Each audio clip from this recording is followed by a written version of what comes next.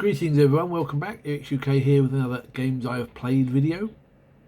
Continuing on from last time where I did Warhammer Fantasy Battle, I will be talking about Age of Sigmar today.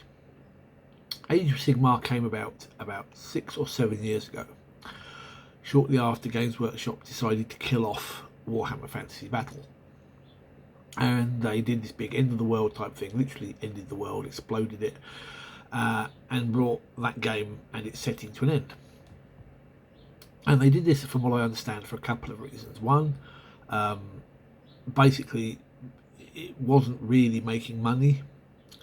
It had a huge fan base, it had a huge following, but unlike, say, Warhammer 40k, where people would buy 1500 point Space Marine army, then go and buy 1000 or 1500 point Chaos army, buy an Orc army, whatever, people generally bought about 2,000 to 3,000 points worth of their chosen fantasy army, and they'd leave it at that. And they would only buy something if a new army book came out with a new unit, and that unit was actually deemed to be worth using. And also, I think, bear in mind that not many years prior, they had had some troubles with Chapter House Studios, which was a small sort of like fan company in America that was producing parts or models and saying that these were for use with Warhammer Fantasy and Warhammer 40k, which led to a huge court case, and both sides won and lost, essentially. But essentially it was shown that Games Workshop couldn't copyright certain terms. You could, elves is generic, dwarves or dwarfs is generic, and so on.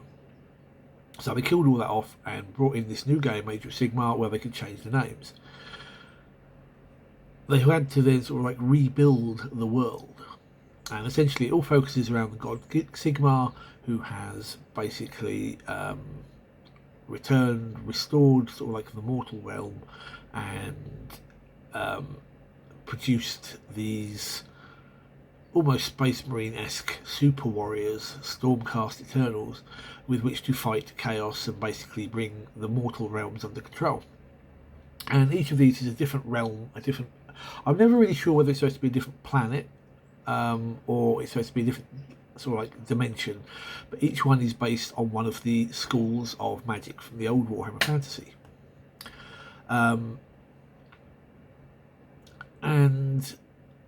To start with, you had two armies. Basically, you had Stormcast Eternals, and you had I can't think what they were called now. It was basically a Cornate Chaos Barbarian type list. And what they did was they split every army into one of 4 factions, and they were Order, Chaos, Death, and Destruction. Pardon me. And to try and keep the old Warhammer players happy, and this failed big time, they released a series of like data sheets, free downloads that gave you all the old Warhammer Fantasy Army units, updated stats to Age of Sigmar, so you could still try and play the game with your old models. There was 2 problems with this. One of them has been that some of these units had very silly abilities. It might be something like, I want to say one of the Empire units was if you had a larger handlebar moustache or beard than your opponent, you got a certain bonus in the command phase. And another one you had sort of like cry for Sigmar or some rubbish like that, and it gave you a bonus. It was perceived as being very childish and not very well thought out. The other thing was that once the actual army books started to come out for Age of Sigmar, the old world armies were basically defunct. They weren't good enough. And there was a lot of unhappy bunnies about that, and understandably so, because this isn't the old world, this is a new world. And at the time I had tried to play a Tomb King's army, but they sort of screwed that over, which is one of the things I'll come to. So basically, it's a very odd setting. It's not generic fantasy in the slightest. In fact, the way I have always described it, for those that might catch this reference, people in my age bracket or older, it's 1960s, 70s prog rock album cover. That's how I describe the setting of Age of Sigmar. It's weird fantasy. It's odd stuff. It's airships, steampunk airships, and um, you know, it was a nice idea, but I prefer a more generic fantasy setting. And ultimately, while I first got a little bit of interest in that, I lost interest very, very quickly. The other thing that I liked, which they did away with, much to my annoyance, was originally Age of Sigmar had no points costs. The idea was you brought the army you wanted to play, and then if you or your opponent had more models, then the person with the lowest would got a sort of sudden death mechanic. Whereas if they managed to achieve a certain goal in the game, they won regardless as the underdog. And I quite like this. And one of the first games I had was basically everything I had of Tomb Kings against everything my friend Mike had bought of Stormcast Eternals. And I think if you probably added it up as points, we were probably playing somewhere in the vicinity of a 6,000 or 7,000 point game. But this being Age of Sigmar, it took about 4 hours to play this. A very close game, as I recall, but he stopped me. And one of the things that the fans did, or the players did, was they made a big hoo-ha and a bit of a fuss. And so Games Workshop dropped that, and they started to include a point system. They also screwed undead armies over. Undead skeleton type armies are very, very squishy. They die very easily.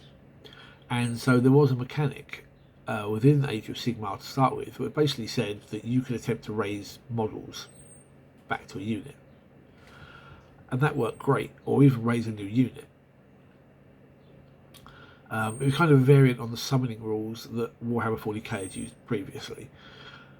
The problem is, once again, people started complaining, oh, they're getting more units than me because they can just summon them. Meh.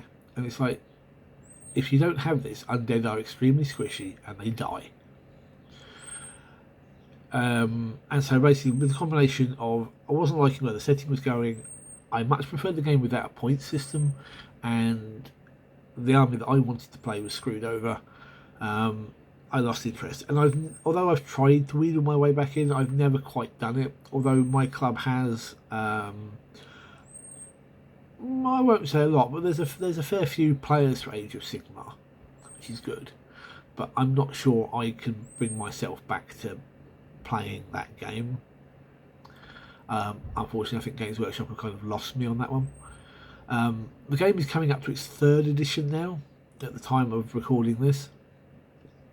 And I don't know how well it will do once we can get the club back up and running again locally. Hopefully people will start playing it. But for me, I think fantasy games don't work great as a skirmish game. For that, you may as well just be playing Dungeons and Dragons and moving models around on a board or on a map. If you're going to play a war game that uses a kind of fantasy or medieval feel, it needs to be rank and file, like Warhammer Old or Night Phage or Kings of War. And Age of Sigmar just doesn't. You just can't do that. I mean, they've even made the models as such so that you can't sort of like transplant them onto square bases because they won't sit well next to one another on a movement tray, which is probably a little petty of GW, but I can see why. So Age of Sigmar, I think, is a good game. I certainly think it's a good introductory game for people getting into a fantasy war game. I think after a couple of years, they're probably going to want something with a bit more teeth, and they will look to move into something else. But you know, if it's your sort of thing, then go for it. You know, I'm not sure there's much else I can say about Age of Sigmar. It was an odd move by GW, I think. If I was them, I'd have stuck with what they had and just done what we have always, as those of us who are fans of Games Workshop have always said for a long time, just drop your bloody prices, make the game a lot more accessible, and maybe people will start playing it more and spending more. But that'll never happen. So anyway, I'm going to drop it. This is written the 10-minute mark. If you enjoyed the video, give me a thumbs up, yay, and subscribe. I would like to know your thoughts on the game in the comment section down below, and we'll see if we can get a discussion going. Anyway, thanks for watching, guys. Take care. Until next time, good gaming.